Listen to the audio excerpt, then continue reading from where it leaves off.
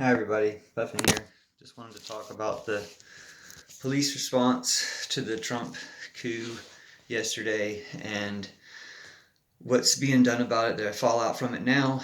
Um, First of all, I did mention in my longer video earlier about the police response being noted for being markedly different towards these Trumpers who are actively in an insurrection than they were to peaceful Black Lives Matter protesters who the police would completely overwhelm and have completely unnecessary armaments for and end up beating and gassing and stuff for fun, not for any purpose. And that's a really important issue that just speaks to the racism of the police departments and the system that lets them act that way, and everybody who acts like that's not in itself a huge problem. And I'm not trying to gloss over that, but to get to specific things about this issue, because that is what that is an example of, that, hey, these people, these white supremacists are allowed to do whatever, even invited to do whatever, and real protesters with legitimate complaints are beaten and gassed. That's a huge problem, and it speaks to the racism and corruption of the police departments that need to be fixed. On this specific issue, it's not just that. And thankfully, the media did at least address some of that aspect of it. But in this specific instance, it's not just that. It's not just that the police weren't all that willing to beat on Trump supporters like they are other people, real Americans. But the whole thing is traitorous and treasonous. And then you get more details about it. I already knew yesterday that somebody had blocked them from calling in the National Guard for about 30 minutes at least. They admitted to 30 minutes. Turns out that somebody is Trump, that Trump is the one that said, no, don't let the National Guard come in. And Pence was the one who ultimately said, we got the National Guard to come in and made the call. So, and that's one case where Pence has acted responsibly in this situation. And so while, as my previous video states, he should go ahead and punt President Trump under the 25th Amendment and become president for a couple weeks, he deserves that for showing responsibility in this time. Although, possibly all these people deserve consequences for helping Trump all along the way. Doesn't matter how, that they came to Jesus in the 12th hour or whatever. So, 13th hour. So, right now, we found out that not only did Trump personally, and probably some other people, block the activation of the National Guard, but in addition to that, the police of the Capitol refused, the Capitol Police Force refused the requests of the Metro Police, DC Metro Police, and possibly other police departments to come in. And I guess even though they had refused the request, some of these forces ended up coming in anyway. But the normal channels of doing things and saying, do you need backup or whatever, they said no. In addition to somebody within the chamber losing the key to the House floor, things like that, misplacing, hiding, whatever, the key to the House floor, things that weren't just not the same response to Black Lives Matter protesters, but things that were ushering in the Trump coup. And so those people are guilty, and they're facing resignation / whatever. People are trying to get these people fired. The police chief of the Capitol, and I guess the police chief of DC, and they probably do need to be fired anyway. But the fact that they're firing them, for, say, incompetence, I think I'm going to have to do a whole other video about people playing stupid. But this is specifically about the actions of the police and the whole network of security that's supposed to take place, and the people who are obstructing that specifically to enable this terrorist attack to happen.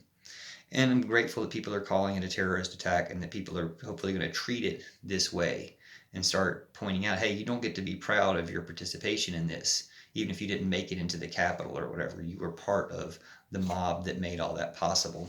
And more importantly than the consequences getting around to all those people even, are to the people who instigated it. So that's Trump and Zuckerberg and these other politicians as well. But I'll have to make another video about that. The police response and the National Guard response, the military response, and the obstruction to that response is part of the treason and part of the sedition and part of supporting this coup and terrorist attack. So when they start treating it that way and people start looking at, hey, look, these police departments are complicit with the terrorists, which they have been throughout these protests. A lot of the violence has been committed by agitators, which they like to try to paint the people rioting at the Trump thing as somehow Antifa. Well, no, at Antifa's protest, you had their agitators coming in, stoking things up, causing violence, starting trouble, trying to make things bad, probably setting things on fire, stuff like that. Not that some protesters probably didn't do some of that stuff themselves, but that when you had people shooting police, those were always boogaloo, Trumper, KKK types, um, infiltrate or using the protest, the legitimate protest, to attack police. And they arrested some people for that. They never seemed to make a big enough deal about that to let people know the extent of the problem. And if they'd done that, then they could have stopped all of this stuff.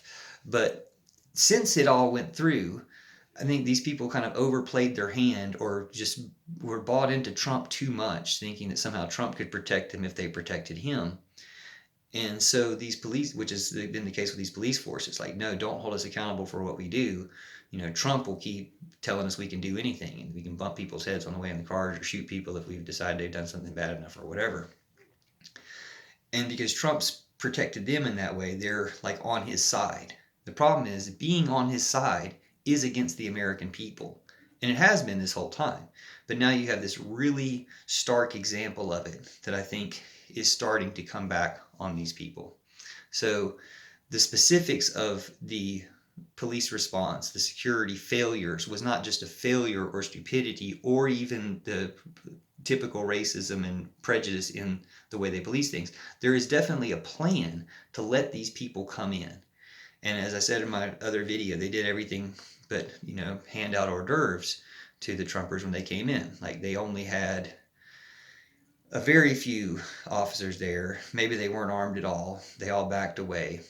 But more importantly than what you even saw on the ground, which was ill prepared for or whatever, more of a welcoming committee.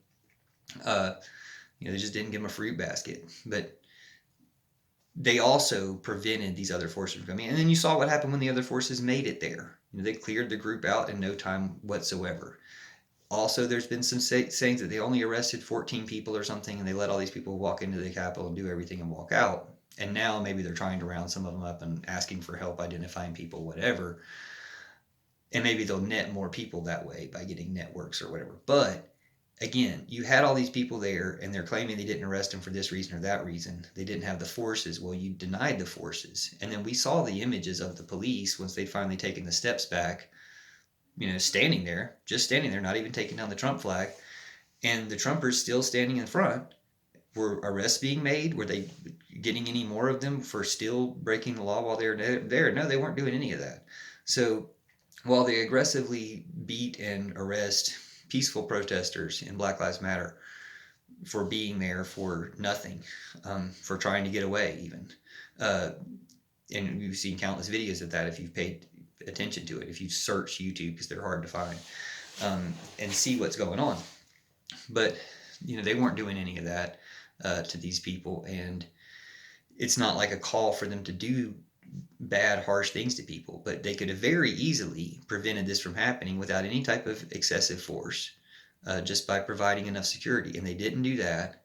And so I'm not calling for them to have used the force on them, but if things had been normal or the way they have been normally doing it, and providing these massive militarized police forces for events like this, although the other events were actual protests, this was just an insurrection. So it's completely, not just opposite, but just completely out of bounds.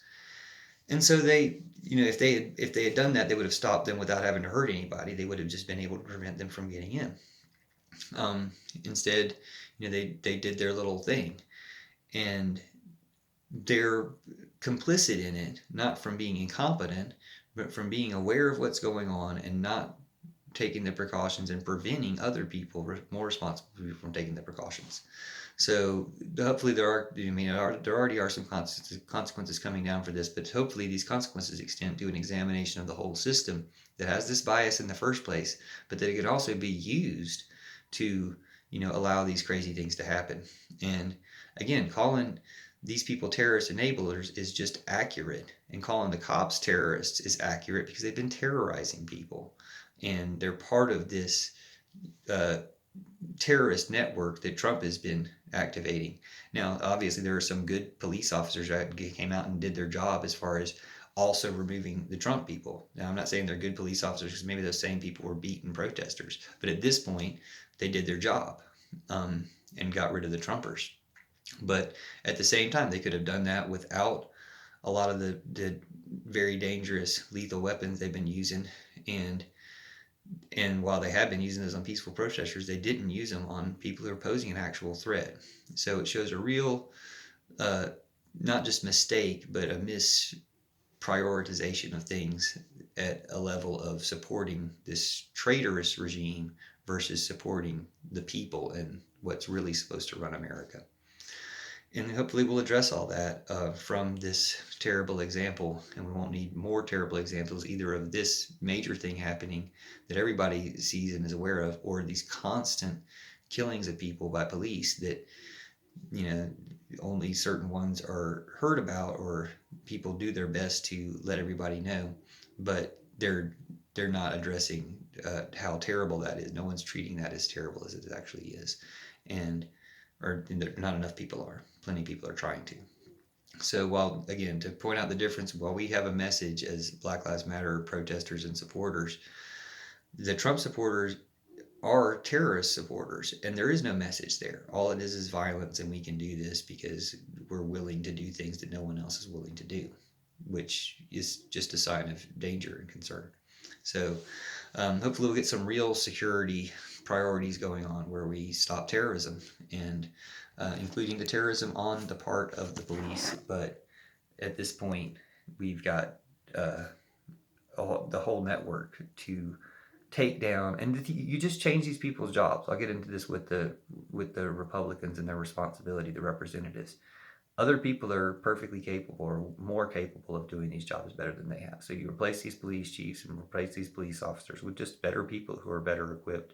And you replace these congressmen and the president with better people who are better equipped to do the job better. Thank you.